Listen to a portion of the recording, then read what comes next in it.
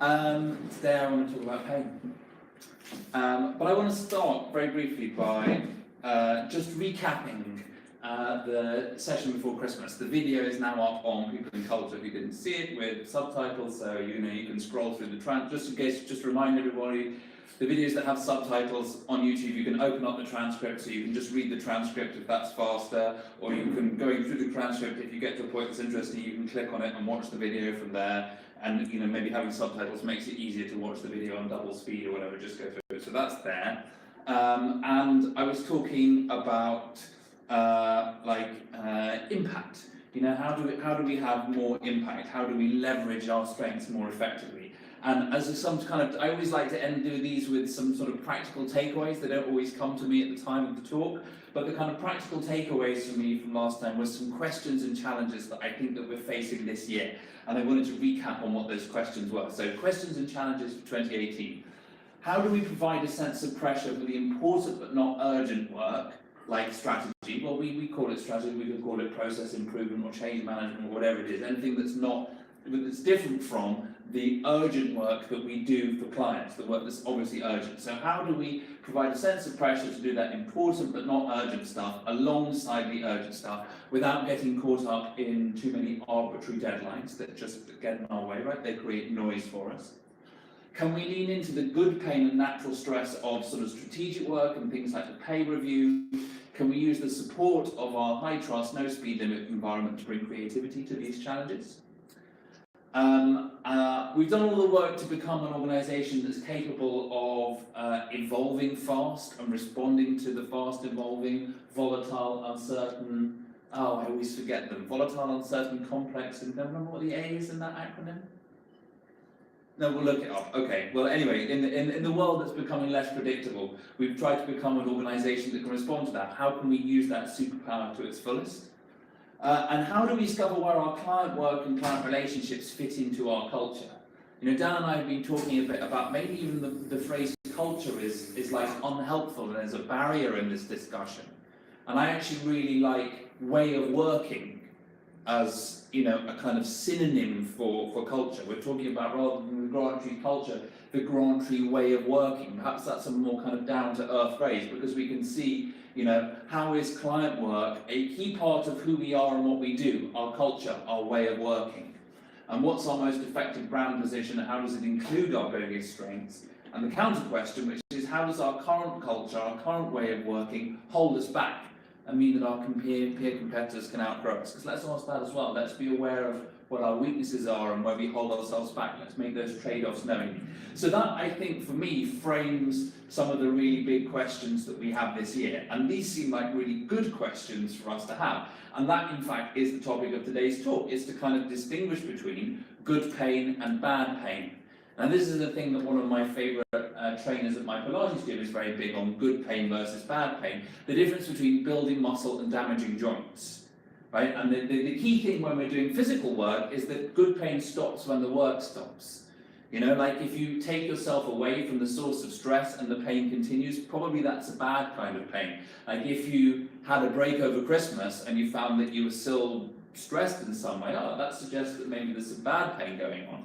But if you felt stressed and then you were able to put it down and go home and relax and do other things, and then you came back to work and you felt stressed again, that probably sounds a bit more like good pain. It's only pain that's happening in the source of stress. And I really like this physical metaphor. I think it's really helpful because I think it is actually directly, there's this sort of direct comparison between sort of physical pain and, as it were, mental pain in this sense. In that for physical pain, because again, what Rob, my favourite trainer, says is, the body is a masochist. The body only learns under conditions of pain. You only actually build new muscle mass when the existing muscle mass gets to its limit and starts to experience pain. So that pain that you experience when you're building muscle is the body saying, I don't want to experience this pain again, I better get stronger here so that when we do this again, I'm not under this level of discomfort. That pain is actually the experience of growing. And I think that psychologically, both as individuals and as organisations, there's a correlate to this, that there is good pain, which is actually an expression, it's the sort of sensory expression of the experience of growing. And that's what I want to explore today. Like, how is it that we are experiencing good pain at the moment? What is experiencing good pain like? And I want to just sort of highlight the fact that problems are normal, right? Necessary, but always uncomfortable. And I'll go on to say a little bit more about why I think they're normal and necessary later on. But really what I want to highlight here is that problems never stop being uncomfortable. Pain never stops being pain. You know, we can do all the kind of fancy meditation practice that we like to be able to see pain as just another sensation. We can free ourselves from suffering. We can free ourselves from the problems that we make in response to the original pain.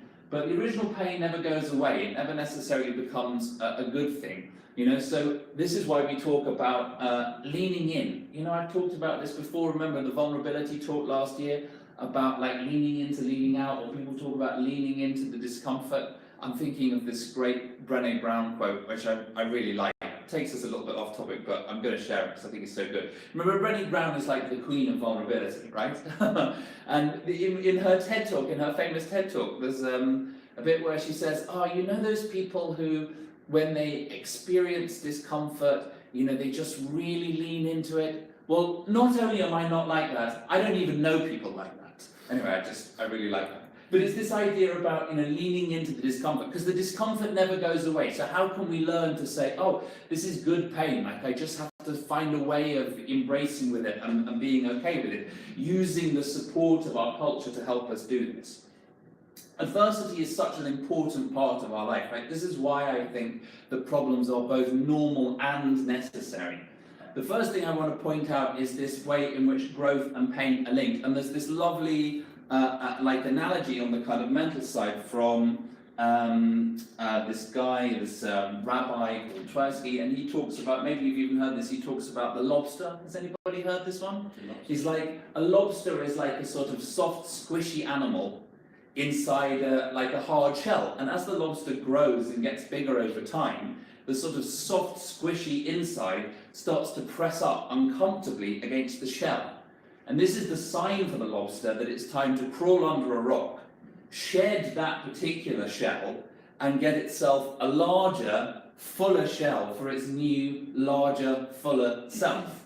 And this is exactly, I think, what happens both organisationally and individually as we grow.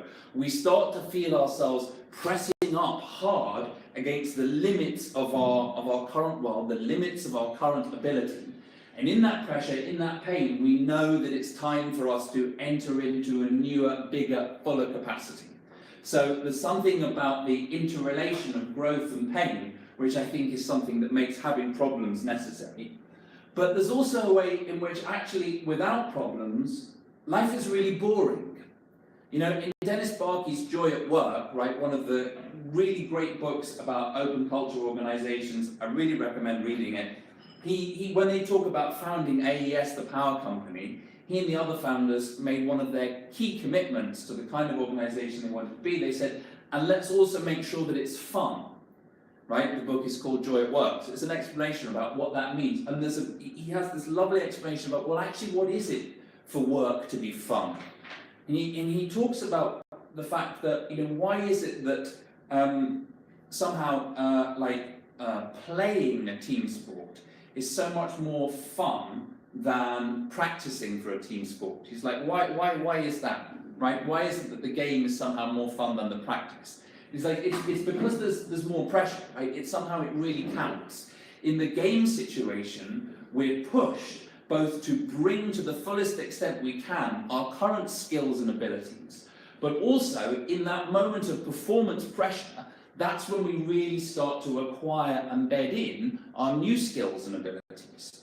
So actually, having a certain amount of challenge is really important for things to be fun. Or like, you know, conversely, if we experience no stress at work at any point in time, I think that work actually becomes really boring, right? You can't, because if you have no stress at all, you're experiencing no motivation. At a physiological level, if you're not producing some stress hormones, you're just sort of sliding into a slump, right? And we want to be in a state of pleasant alertness. We want to be in a state of flow when we're working. So we need challenges. We need to be facing a certain amount of problems in our life for things to be interesting. There's also a truth which I was told by a really gifted therapist I worked with some years ago, which he said was something that he had learned from his Buddhist practice, and I've tried to find more of a source for this, but I couldn't, I'm afraid. He was like, we actually meet ourselves most in adversity. You know, it's at the moment when we're at our limit, when we're facing the challenges, when we have the deepest sense of who we really are, when we have the deepest ability to know ourselves more deeply and to grow and to engage with ourselves. So there's a sort of precious gift in that, in the fact that adversity gives us that opportunity. And then one final perspective on why I think problems are not only normal but necessary is the fact that, like, when we have problems, things are in motion, things are moving. The opposite of this is that we have stasis, right? There are no problems when things are completely static. And, you know, if you really want to experience discomfort, you know, try sitting still in a comfortable chair for any length of time and notice how quickly the lack of motion starts to in itself produce a new level of discomfort that's actually in some ways like even worse or even more unpleasant than the discomfort that comes from motion and from active problems. You know, and Dee Hock, the founder of Visa, the global payment company, again a book that's on the shelf, Birth of the Chaotic Age, says, you know, life is constant becoming or it is nothing. Like, if there isn't this motion that brings with it problems, that brings with it growth and change and becoming, then we're in the process of decaying. Like, we're either changing or we're dying. You know, we're either evolving or we are decaying. And I think it's really important to embrace the fact that in life we're always going to have problems and that actually they might be good for us.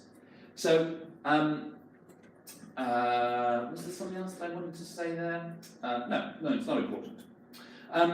And, you know, life's journey, like the lobster, is about becoming more cohesive, more comprehensive, more organized, broader, more complex, etc., as we go through each stage.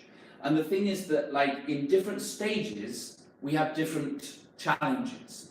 So for me, I'm going to zoom in on what makes a good problem, what makes good pain, and those are quite often the problems that are least amenable to solutions, the problems that are stickiest, the problems that don't go away. Because the reason that those problems that are really sticky on our lives don't go away is because quite often they represent that pain of squeezing up against our current shell, which is becoming constricting. Those problems that don't go away represent us meeting the limits of our current selves, individually and organizationally, right? They represent us feeling the inherent limits of our current stage of development. And that really is the best pain that we can experience, because it's only through meeting that edge that we can start to have a sense that, oh, we're actually at an edge here and that there's something beyond. So, if those are the good problems, what do they look like? Well, I want to talk about both the individual perspective and the organizational perspective. Now, from the individual perspective, we're kind of familiar with this. We have a map of, you know, the different stages. This is Kegan's map. It's slightly different terminology here because this is from the evolving self rather than in over our heads. I think the later terminology is helpful, but this just happened to be in front of me earlier, so it was quicker for me to screen grab it.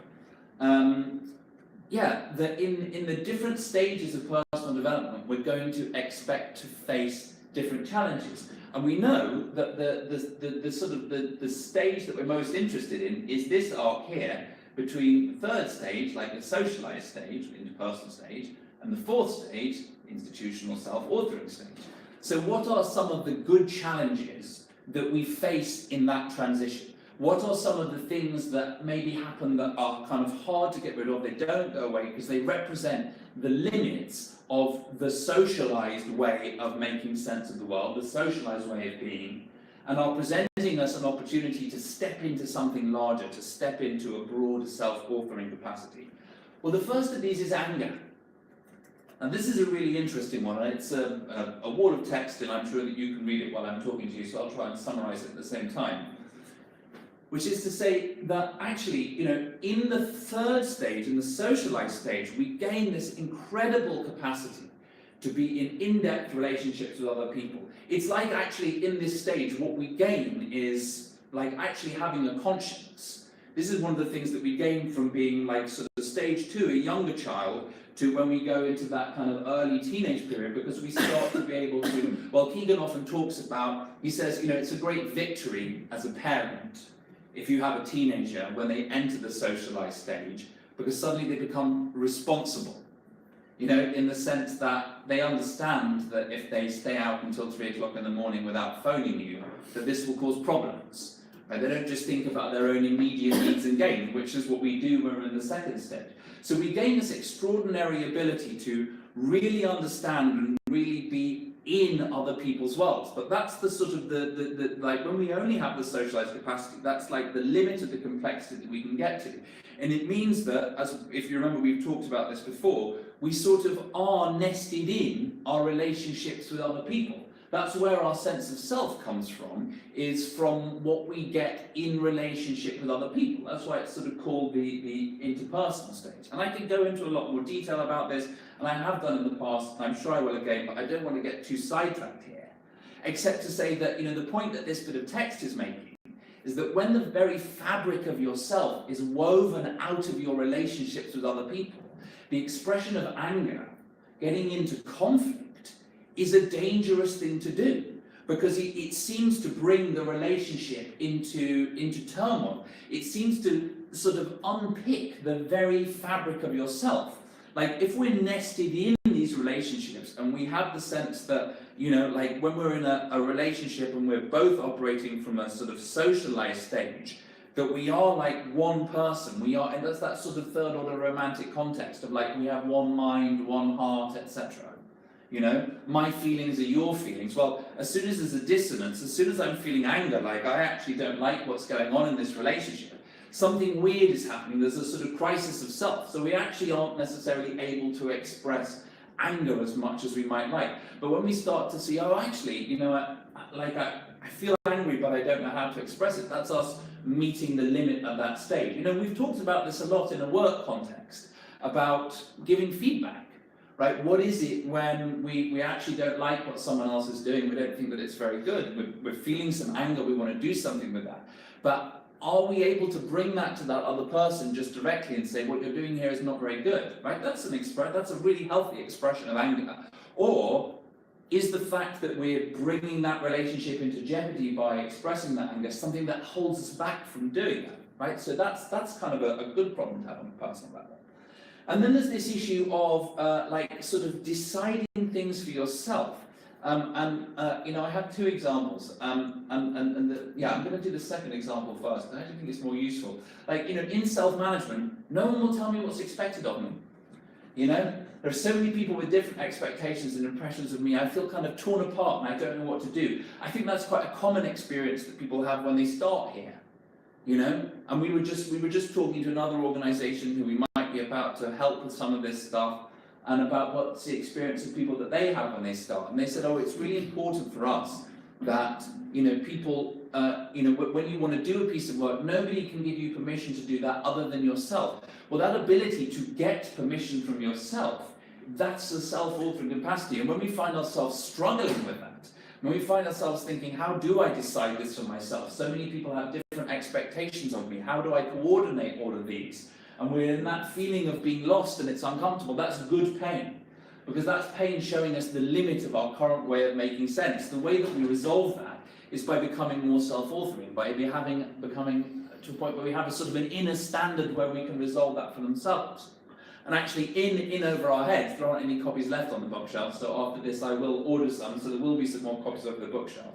In the working chapter, at the beginning of the working chapter, Kegan has this great example of this husband and wife, who are these two characters in the book, Peter and Lynn, and they're both facing different challenges in the working chapter in their world at work, and they're kind of similar challenges, but Lynn is like more to self-authoring stage, and Peter is more at a socialized stage. And therefore, the way that they feel the challenges are quite different. And Peter's challenge is, you know, he's basically just been made self-managing. You know, he used to report to a guy who was the MD of his company, and the MD has said, right, I want you to take this particular product line, and I want you to treat it like its own business, and I want you to treat me like I'm your sort of shareholder or financer or whatever, rather than see me as your boss anymore. And he gets kind of torn apart, because he wants to, you know, meet the expectations of the guy who runs the company. But then when he talks to, you know, the guy who is his top performing salesman, this guy wants something else from him, and he feels like everybody seems to want something else from him. And if only everybody could just get in a line and all want the same thing from him, he could be happy. But everybody seems to want something different, and nobody will give him a steer about how to navigate all of these people with different expectations anymore. He's meeting the limits of the socialized way of making sense of the world. And it's the same thing in I misspelled his name, but anyway, in Rob McNamara's The Elegant Self, he talks about a coaching client that he has, Stacey, who comes to him and says, yeah, the reason that I want coaching is I feel this tremendous sense of distress because in my relationship with my boyfriend, I have all of these codependent patterns that I just don't seem to be able to free myself from, you know? And he says, well, these don't actually sound like, and you know, she's tried, you know, therapy and it doesn't seem to be getting anywhere. And he's like, I don't think that therapy is actually the mode of helping that you need here. Because what you're describing, these kind of codependent patterns, these aren't actually pathological. These are just a sign of the kind of relationships that we form in the socialized stage. And it's what you're longing for is to be in a relationship where you're both, you know, coming together as independent. Maybe you've heard this little model about sort of couple relationships where there are these sort of archetypes of like, you know, adult, parent and child, where the archetypes from transactional analysis. So, you know, it's like, oh, you're in a sort of child-child relationship or an adult-child or a parent-child relationship, and you want to be in an adult-adult relationship as two adults who can come together and who have like a unit as two, but who don't lose their separate sense of self, and they're still, you know, an independent unit, right? And that's what she's feeling a longing for, and she's not yet able to get it. And he's like, this is actually a good problem for you to be facing. Does it make sense what I'm saying? Yeah? So, these are some good problems for us to face as individuals on this.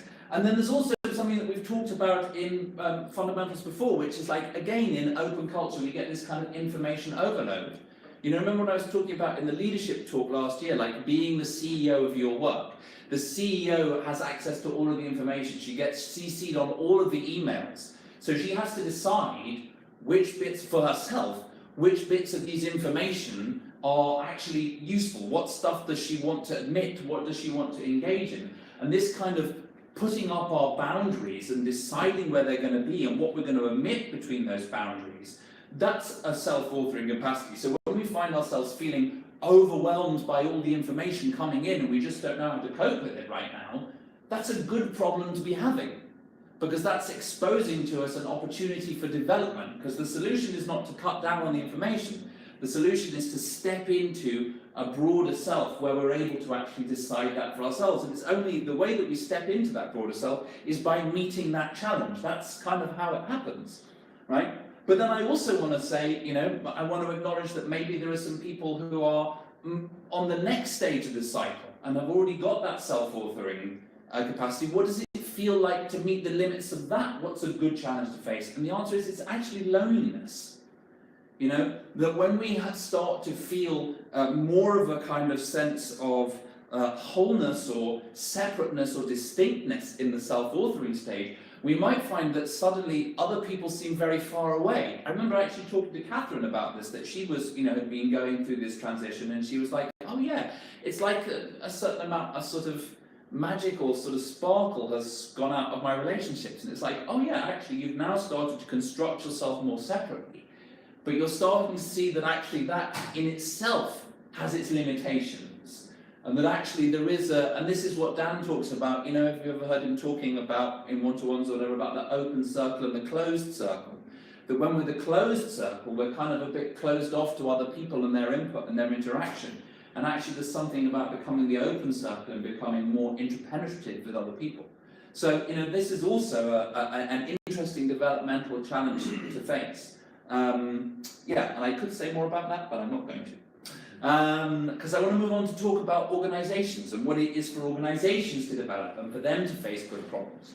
Well, we have a couple of models that I think that we can use, just as we have the Kegan model for individual development. You know, each stage has its specific problems that are sticky because they represent the limit. Well, same with organizations. You know, we have the spiral dynamics model. If you remember, we did the value match survey, about a third of the company did this last year. And the spiral dynamics model sort of talks about the evolution through stages of organization, starting from purple, going through to yellow. You know, each stage becoming more complex over time. And each of those stages has its own particular challenges. So just to kind of recap for people, like, where are we in this? Like, where did we see that we were when we did this survey last year? We saw generally that we were, you know, actually pretty well developed, you know, overall. Our flavour is pretty well towards the yellow end, right? That's pretty complex for an organisation. And that we saw that we were sort of largely, both on the structure and the culture side, largely yellow with some green and then this sort of background of purple. Well, purple is this, you know, sort of early stage startup, sort of, you know, heroic founder-led energy. Right, and we were interested in saying, well, actually, can we shift that more to something a bit more orange, like something that's more focused on results and achievement? So, you know, that was the sort of general flavour that we had. And I want to drill into some specifics here to illustrate some good problems that we might be facing that spiral dynamics helps us understand. And specifically, I want to look at this thing. Oh, this is all on Dropbox if anybody feels like going back and look at it. And there's actually a PDF presentation that takes you through these, because I know that that's just like a wall of data and it's a bit intimidating. There's a presentation that sort of pulls out the key patterns. But I want to look at this one, planning and budgeting. Now, this is quite interesting, I think. Like, because you look at sort of the overall pattern here, and you know, these are all generally quite late stage answers. Okay, there's some blue here, well, there are various reasons for that. But this is generally like yellow and green. And the reasons for this being blue are, it's just that I think that the specific definitions that are used in this survey are a bit confusing when you try and compare them to accuracy on that one question. But planning and budgeting, we're saying, oh, actually we're red, right? We're really early stage on this one. It's the earliest stage one that we have here. What's kind of going on there? And yeah, I want to drill into this. What does it look like? So the red approach to planning and budgeting is there's little planning, we're action oriented, we don't spend more cash than we have available. That's kind of the yeah. This is back in 6 months ago, right? Yeah, we did this last summer. Yes, exactly. That's a good point, right? But that's exactly kind of what I'm coming on to, because things have been evolving since then. But I want to drill into the sort of specific nature of that evolution in some way. Because what I want to say is, you know, this is where we started. It's a very typical way for small businesses, early stage businesses to manage the way that they do cash. But as a business matures, as it gets bigger, as it's starting to do more complex things, it starts to need to have cost control mechanisms. It starts to need to have more advanced, more detailed financial reporting. And one of the things about these kind of evolutionary models, these kind of stage-based models, is there's no like teleportation. There's no sublimation. You know, we don't just magically go from a solid to a gas. We have to go through the liquid phase every time, it seems. So this is, you know, maybe this is a tension that you have experienced. Maybe you've seen other people going through this. Maybe you felt it yourself around our evolving practice of budgets. And one of the aspects of that tension is maybe it seems like the way that we're doing budgets doesn't really seem to fit into the overall flavour of the organisation. The overall flavour is kind of self-managing, and it feels like the way that we're doing budgets feels a bit more traditional, like the way that other organisations do stuff, that's sort of it's about top-down control and planning. It doesn't feel sort of responsive or evolutionary. But that would make sense if we thought, well, we started out at red. We can't just jump straight to yellow. Maybe the first thing that we'll see as an evolution from a red approach to budgeting is a blue approach to budgeting, i.e. a kind of bureaucratic process driven, because blue is very process focused in the way that red is very action focused, blue is very process focused. Maybe we'll see that first, or maybe we'll see something that's kind of blue or orangey. Maybe it's going to take us a little while. So maybe that dissonance that we feel between sort of the direction that we have the rest of the culture going, the way that our way of working generally is and the way that budgeting is a reflection of the fact that we're feeling the good growing pains of moving from a red stage of budgeting, right? And I'll come on to this a little bit more later on in a slightly different context, so I can put a bit more colour on this. But I also want to point out that in general, the sort of transition from green to yellow, because if you look at this, we're saying, oh yeah, we'd actually like to become a little bit more yellow. Okay, well, a little bit, however much that is. But in general, the transition going from green to yellow is going from an orientation where, like, the community, where people, where human growth is the most important thing to us, to an orientation where, like, what I'm going to call the system or the network is the most important thing to us. Right? And it's like, here are two possible prioritization statements. Enjoyment even over efficiency or effectiveness. I know they're different things, but I'm going to use them slightly interchangeably here. I'm fudging that. Or efficiency even over enjoyment. The first of these statements is a very green statement. And the second of these statements is more of a sort of yellow statement. Right? And I think about, we've tried various kinds of innovation in ways of working in the way that we deliver tax credits. And the way that we have resolved those before is in quite a green way, right? Our prioritization statement has said enjoyment even over efficiency or effectiveness. We said, okay, we tried some pair working on this. We didn't like it, and therefore we're not doing it anymore. Or we've tried chopping the work up in different ways when we did that experiment where, Ish was sort of doing chasing, and then, was it you and Daisy? Daisy and Jeff. Daisy and Jeff, yes, thank you, were doing kind of processing. And, that seemed, even over the trial period where, Ish was on holiday for 3 weeks over the summer, to be at least as effective as doing it another way. So we suspected if Ish hadn't been on holiday, it would actually have been even more effective, but it reduced enjoyment, so we didn't do it. Now, I want to point to these prioritization statements and say, it's not that enjoyment isn't important in yellow, right, in these prioritization statements. It doesn't say enjoyment is never important, but it's about how do we balance those. And a good pain that we might be experiencing right now is, it feels like maybe the way that we've been doing it before, where we've always sort of tended to prioritize enjoyment, is actually leading to something that feels like it's a bit less fulfilling overall. Like it's actually not working as well as we want it to. We're not getting all of the success feedback, the reward feedback that we'd like to get. Right? But that sounds to me like a good problem for an organization to be facing that says it wants to be a bit more yellow than it used to be. And so here's I'm quoting Ron from a conversation I had with him earlier. We've not all moved to a perspective where it's okay to request someone prioritizes something over another thing. Right? In Holacracy, we have this mechanism. A lead link can always give relative priority between two pieces of work. Please prioritize this over this. And similarly, people can request for a lead link of these two pieces of work. Which one should I prioritize one over the other? But he rightly points out, like, we're maybe not all comfortable with doing this yet. It's a tool that we have available to us, but we're not comfortable using it. And I think it's tied up in the same thing here, right? I think the discomfort of using it is because we're feeling that that's our kind of green anchor, that we don't want to upset people or something, that we don't want to assert our power or authority over other people. We don't want to have a kind of, we don't want to have compulsion, we don't want to make people do stuff.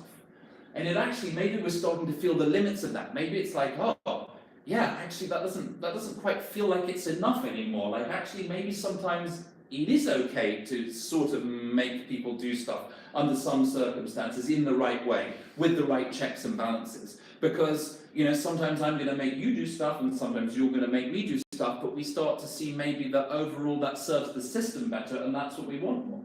But these feel like good challenges for us to have as an organization to see, like we're sort of struggling a bit with this perspective, like we're trying to make use of this prioritization tool. So that's the kind of spiral dynamics view of the different stages that we go through in an organization and how each stage kind of has its limits. And here's a kind of like a parallel view. This is the Adizes life cycle for organizations, the growing phases and the aging phases. And they've all got these sort of slightly funny names, as these things always do. And I was looking at this actually yesterday, because I was for various reasons, I was looking at this yesterday. And then I remembered, I think I shared this a little while ago, and various people gave me their opinions about it. And I looked back, and actually, in December 2016, when I think I'd first seen this paper, I'd shared it around, and it seemed really clear that we were, around about then, we were sort of in this transition between go-go and adolescence. So, here are here is the sort of problems that you face in a go-go organisation. This is sort of the infrastructures. And bear in mind, December 2016, right? This is pre the institution of holacracy. So, actually, in some ways, I would suggest that why we have turned to holacracy is as a way of transitioning out of the go-go stage into the adolescent stage, right? Infrastructure is a house of cards. How did we get stuff done? How did we know how to get stuff done before we had, the world of well-defined rules and roles, right? Confusion in roles and responsibilities. No consistent human resources management. December 2016 was, before I'd spent the first 6 months of last year sort of more thoroughly systematizing all of our hiring stuff, right? So, poor recruiting practices. Compensation stuff has kind of been evolving over time. But, again, another motivation for bringing in holacracy, founder indispensable. How can you make the company function independently so that we don't always need to go and say to one of the founders, or can you bless this or authorize this or tell me what I should be doing or something? So this is kind of, I think, where we were a year ago. Whereas this looks, the sort of adolescent phase looks much more where we are now. And I actually think we're coming, my sort of personal flavour will be to say that we're actually coming towards the end of this phase. The features of the adolescent phases, there's a lot of conflict in this phase as the old way of doing stuff and the new way of doing stuff start to butt up against each other. Sometimes that's new people and old people, sometimes it's new processes and old processes. That we sort of, normal problems, there's a temporary loss of vision and confusion of goals, incentive systems might be rewarding the wrong behaviour, there's a bit of a love-hate relationship between the organisation and its entrepreneurial leadership. These all feel to me like the sort of stages that we're in. And actually, it's not as good a summary just here to give you a flavour of it. Actually, if you read the paper, there's a bit more of it, sort of fleshes it out a bit more about where the stage is. But some key challenges that I would expect sort of adolescent organisations to be facing. And one of them is, this tension between open versus closed. If we think about that, I'm going to just go back to this slide and I'm going to say, there's a sort of I'm actually going to get a visual aid. Yeah, I think there's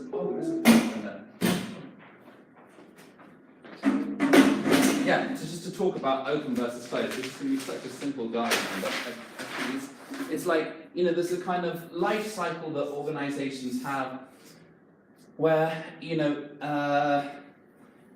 let's say, let's just very simply sort of do this, right?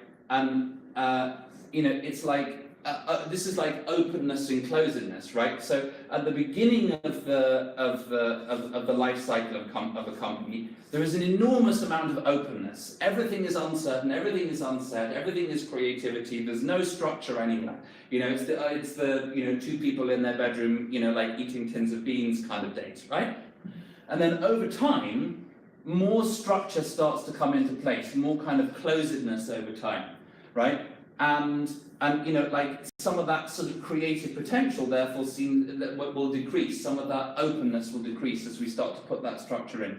And what this particular model, this Adizes model, but other people have said, similar things is, we're sort of trying to aim for this middle point, which is this lovely balance of open and closed, where we're still open enough as an organisation that we're able to be deeply entrepreneurial in everything that we do, but we recognise we're not just two people in a bedroom anymore, we're actually 35 people, there's a significant wage bill that has to be faced every month. It's quite a different issue for the organisation to continue to survive than it was in the very early days. It needs to be more mature, it needs to have some more complex systems, so we actually need to have some structures, but it's about putting in place the sort of closedness that is just enough so that we have absolutely as much openness as we can, right? It's about really trying to meet this kind of balance. And this is exactly the sort of thing that adolescent organisations face, this challenge between open and closedness. Like the sort of traditional view, Daniel and I have been having this discussion back and forward very vigorously this week, like a sort of traditional, very open view is like all compulsion is violence. Anytime we tell anybody what they have to do and they don't want to do it is sort of not okay. Like that's really preferring openness. And that's sort of the pole that Daniel is holding. That makes sense, right? He's speaking for the entrepreneurial side. I don't want to be limited in any way, and therefore I don't want other people to be limited in any way. I want boundless entrepreneurialism. Whereas, I am, much to my own surprise, speaking for closeness and saying, we need a little bit of the energy of, well, this is just how it is and you have to do it anyway. And I feel weird about this because the other week I talked in my sleep and the thing that I said was, don't tell me what to do. And I thought, that's great. This is a sense of the inner narrative that drives my world, is that this is the kind of thing that I say when I'm asleep. But we want to get this balance of open and close. And it kind of brings us back to budgets and cost control. It's like, we want this feeling of expansive openness and we want everybody to be able to do everything and 1,000 flowers to bloom and so on and so on. But wait, hang on, the organisation's become a bit more complex now. We can't just spend money on anything whenever we like. Like a great example of this is in recruitment. Like when I was doing the recruitment stuff last year, I didn't really think about, like cost control. I was just like, well, we spend what we spend. It just didn't enter my mind. And one of the first things that Misha has said is, I think we need to spend less on external recruiters. And so, we had a bit of a chat, like, what do you want to do? How do you want to process this tension, etc. And what we came to was that she decided, okay, we're not going to spend any more than we did last year. We're going to cap it at that. So everything that we want to spend on adverts and any kind of promotion for recruiting and external recruiters, etc. So we're going to have to choose with the roles that we hire. Which ones do we want to brief recruiters on or not?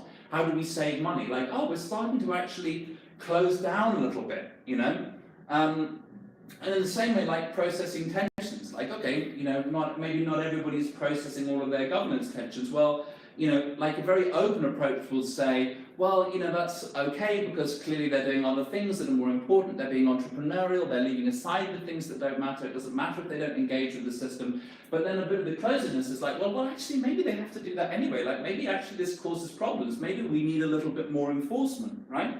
So these kind of cultural challenges are good challenges. Another thing that happens in the adolescent stage is the shift from the focus on sales to the focus on profitability, right? Now, in this sense, sales is a piece of jargon here. When we use sales in this kind of workflow context, we don't just mean like the commercial client acquisition end of the business. We mean the whole delivering a piece of work, the whole process, in the sense that the sale is actually realized at the moment at which the invoice is sent, the point at which we make money. Now, earlier stage businesses are really only interested in doing that, getting to that point at which the work is shipped. We've sent an invoice, we've made some money, and let's just get, you can see the early days, let's just acquire one client so that we can show that we can do it, and then let's go from there, right? You can see that early stage mentality. But there comes a point for an organization in its life where it has to say, not every piece of work is actually worth doing for us, all the time. And not all of these pieces of work are equally important. Some of them are actually more valuable. Well, and the traditional measure of this would just be plain profitability. Maybe there are other things that we value as well, but basically the core of it has to be profitability, right? Like saying, which of these pieces of work are actually most important? Like starting to really understand the value and starting to be willing to prioritize among different pieces of client work, starting to only, sell, in the sense of both sell and deliver, the right kind of work, becomes really important for adolescent organizations. And that, I think, is a challenge that we're also kind of facing. But why do we want to do that organizationally? Why is it good that we face these challenges of adolescent organizations? And the answer is, certainly in the Adizes model, which, I like, that we're aiming for this sort of sweet spot of open and close, which they call prime. And here's what they say: when a company implements the infrastructure that it needs to support its current and projected growth, and has institutionalized its entrepreneurial activities, and is no longer dependent on its founders, it enters prime. And just the list of features of prime organizations, in some ways, I get that, these guys make money consulting on this particular organizational model and helping organizations work with it. And, the goal of this model is to get to prime. So, of course, they're going to try and oversell the benefits of prime, right? They have a bit of a motivation. But I look at this and I think, oh, yeah, it's like I look at this description of prime, the organization is guided by the vision of its reason for being. There is a clear purpose and people know what they will do and will not do. You know, the company operates in a focused, energized, and predictable manner. Goals are set, aligned, and consistently achieved. There's an enterprise-wide focus on customers and earning the long-term satisfaction. The infrastructure provides reliable support. The governance process is institutionalized. Lots of things in here that not only sound sort of delicious and attractive and worth working for, but when I look at it, I think, oh yeah, that really feels like that's sort of I'll send the paper around as well later, but it's like, that really feels like it's just the next step for us. You know, in a way that it felt a bit, it's like, oh, it feels like there's really only not very much distance for us to cross before we start to enter the phase where all of these things start to ring true. Like I see in the kind of good problems that we have on hand as an organization, I see in the kind of questions and challenges for 2018, us engaging with the things that start to bring us into quite a lot of these really strong places. So I just want to, I want to finish by saying that when we look around our individual lives and we see problems, when we look around the life inside our organization and we see problems, it's not necessarily a bad thing if the problems that we're facing are the good problems rather than the abnormal problems.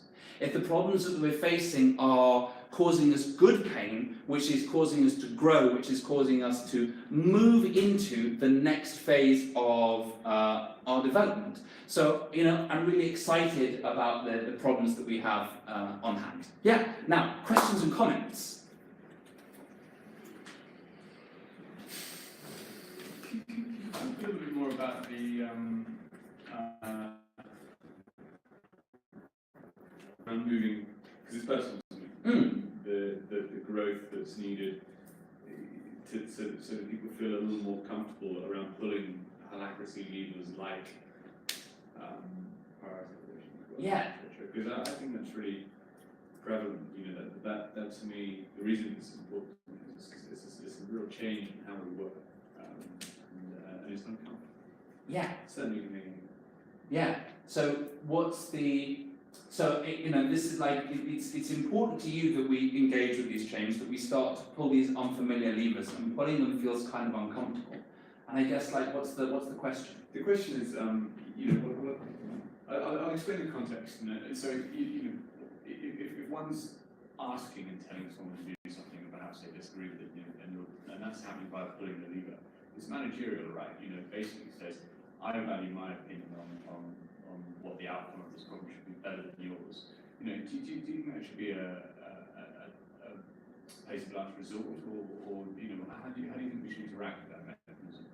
I mean, maybe even as a leader, I mean, let's put that in there as well. Yeah, I feel like, and I'm sort of wary that this is going to sound like I'm kind of dodging the question, but I almost just want to say, yes, exactly this. Like this whole question about when should we pull that lever, how should we pull it, should it be the first resort, the last resort, it's uncomfortable, or how do we handle that? To me, those are exactly the challenges that we should be facing right now in our stage of development. And it's through facing those challenges and through, by trial and error over time, evolving our way individually and collectively to answering those questions, that I think that we grow as an organisation, that we move to more of a sort of systemic perspective. I want to speak to the open poll to answer your question. If you wish, yeah, I have a follow-up, but So, like, because I'm very keen on not like violence just going around, like, and considering violence to just go around and say, well, you just have to do it because I'm the lead link. If you started to just do that by default, that would be just like, that feels clearly wrong to me. But what is probably reasonable is that, like, so the force is okay if it's consented to and it's people understand why it's there and it feels like it's necessary and so on. So, for example, what I would have there is a conversation with the person, with the people who are in that team, and say, guys, like, we need some kind of way to make decisions. Do we want to have every decision be by consensus? Do we want to like delegate some decisions to people? If we've said that this role makes those decisions, can we all agree that, you know, when this role makes this decision, even if we don't like it, we're still going to go and do it? And I think there's a reasonable discussion to be had there, and like reasonable people arrive at the conclusion that, well, we can't discuss everything, so we're going to delegate some decisions to some people. And then when that person that we've told, your job is to think about this, when that person comes and says, we need to do this thing, and I feel like, well, I don't really feel like doing this thing, I'm still going to go and do this thing because I've agreed to participate in the system. I want to just take the sort of slightly contrasting perspective, which I think is complementary, but which is just to say, it's like, I remember, you know, we sort of faced an analogue of that. Like, I think the approach that you're suggesting has a shadow side, and I think that it's a shadow that we faced before, where we used to have issues where, like, I remember Justin saying things like, do I have to sort of persuade people from first principles that we're doing a sort of open culture, self-managing approach every time I want to get something done? Or can we just get to a point where we just say, yeah, you don't actually have to go around and get people's consent to the system of holacracy every time you want to use the system of holacracy. People have already consented to the system of holacracy. We all understand what it is. We were all told what it is before it happened. We've all had a long time to decide whether we don't like it and we want to go and work somewhere else. But now it's like, yeah, I'm actually now going to use a tool of holacracy. But what I do like in what you're saying, Dan, is effectively you're talking about the Lencioni model of decision making, right? Like trust, conflict, accountability, results, etc. Is that you're saying, okay, hi, I'm the lead link. I think this is more important than this. My intention is to say that this is going to be prioritized over this, but you're prioritizing this over this. I'd like to surface all the opinions that we have so that we can all feel heard and so that I know that I have the fullest picture that I can get. But at the point at which those opinions have been surfaced, I'm going to make a decision, and it might not be a decision that you like, but it's my decision to make, and I have that authority, and I will be using it. I'm just going to use it in a way where I've included you in that process. I want to hold space for your follow-up if it's still there. Yeah, partially, I'm going to re-pitch the question. So that level of work that you've just described is quite complex. It requires quite significant skill, and the nature of the decisions that you're making in implementing that skill, you know, allocation of resources being a good example, it's very important. It's critical. It's mission critical in terms of, you know, hitting targets or whatever that is. Sorry, I can't hear the question. Could you talk a bit louder? I was probably so fucking miles away. So the work that Andrew just described, that sort of mediating and whatever it is in order to make a decision, is quite skilled work. It's tricky. It takes an understanding, and you know there's social skill in there as well. It's also very critical work because it's mission critical. Things like resourcing is just really important. The lead link role is temporary and can be assigned to anyone, and is often framed in this company as an administrative role and nothing else. That's often how it's repeated back to me. That wouldn't really seem to be the case with it. Do we think it's, you know, how do you look to, you know, balance those three things? I mean, they seem unbalanced. Yeah. Do you think we've got, just a quick question on that would be, do you think we've got the right balance? No, I don't think we do have the right balance. And I don't know what the right balance is. Done. Oh, Rob's That was scary. Something that we discussed in the Grantry meeting that we just had, the tax credits meeting rather, was to do with like actually understanding other people's worlds a little bit more. So we obviously have like circle like priorities of work that we find the most valuable as a team, but then individuals have then reprioritised a lot of their different work and have tens of different projects that have been thrown at them, but because those things aren't verbalised, people don't understand where they are in a priority list. And often when you do ask people like what they're prioritising, they're obviously heading towards what the overall circle's objectives are, but they're just prioritising work above that and kind of getting that information from them and kind of trying to add the value to your case and sit with them and kind of go back and forth. Is this piece more valuable because of these reasons? Does it add more valuable to the company? those are the kind of conversations that I think are really like useful to have. Yeah. It's kind of like the purpose of where we're trying to get as a company, and that break that we talked about earlier between like what we enjoy doing more and what we naturally gravitate to wanting to pick up, and what would probably move the company more forward. That seems to be like more of a yellow way of thinking about things. Yeah, and there are a couple of things in what you say that I want to pick up on. One of which is, it's annoying that the projector stopped working because I would love to put some, I'll see if I can wake it up again. Let's see what happens. One of which is, yeah, like the sort of key questions, like how do we, yeah, there's something about what you're saying about like, are we moving towards a shared objective, you know, so something like that. Like how do we prioritise moving strategically towards a shared objective over, you know, great. Yeah, I think there was something in the question. Okay, well, while I'm trying to get the slide and trying to remember what exactly what this point was that I'm feeling my way towards, I wanted to say this is one of the reasons why transparency is so important in self-management and so important in holacracy. And if you remember, we did in the focus talk, I talked about like the sort of the GTD system and how to use the GTD system.